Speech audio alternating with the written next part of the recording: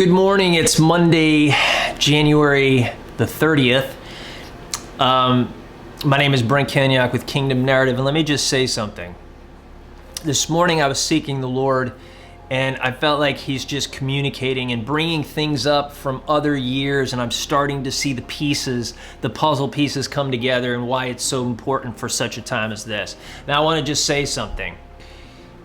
We're getting ready to go through difficulty. I'm going to say this up front. We're going to see death. We're going to see problems with food. All these systems are going to be shaken, and finally the implosion of them to bring forth a rebirthing of our nation and the great things of God. And let me just say, more than anything, a move of God unlike we've ever seen. It will touch all the continents.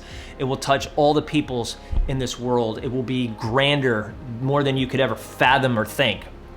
Now, I want to say something. What God has been speaking to me is from Psalm 91, and I want to encourage you to pass this message on to the people you love. Get them to watch this video, and that you begin to meditate on and memorize Psalm 91 for yourself, for your family, for your church, for your city, the nations, all of it. Just declare it and speak it over people. Now, I want to say something. Here's what Psalm 91, let me just share the first 4 verses. It says in verse 1, "He who dwells in the secret place of the Most High shall abide under the shadow of the Almighty. I will say to the Lord, my refuge and my fortress, my God in whom I trust. For it is He who delivers you from the snare of the trappers and from the deadly pestilence. He will cover you with His pinions, and under His wings you may seek refuge. His faithfulness is a shield and bulwark."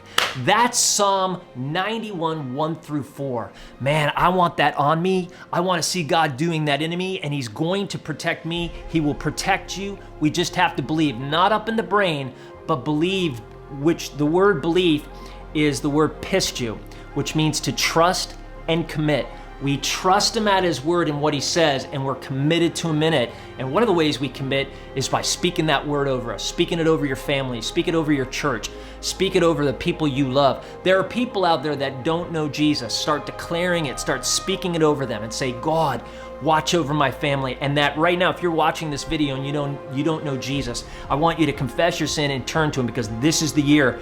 This is the year that people, because they're not ready, their hearts will grow faint. They will pee in their pants because what they're getting ready to see. First of all, you're going to see people that die. You're going to see problems with food.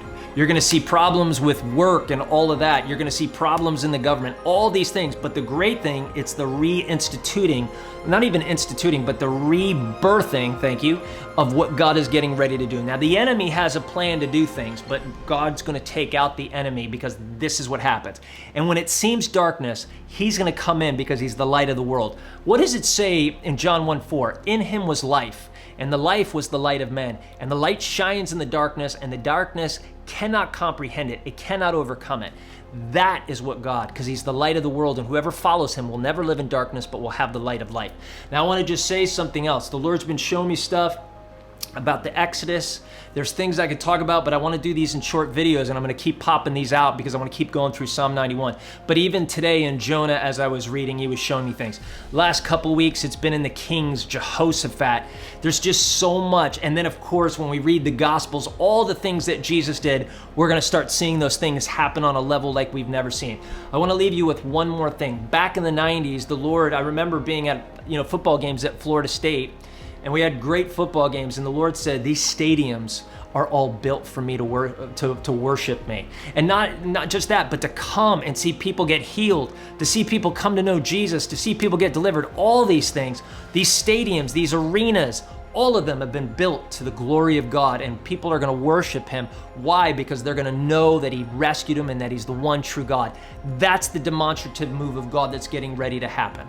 So this is the first video I put out. I want to encourage you.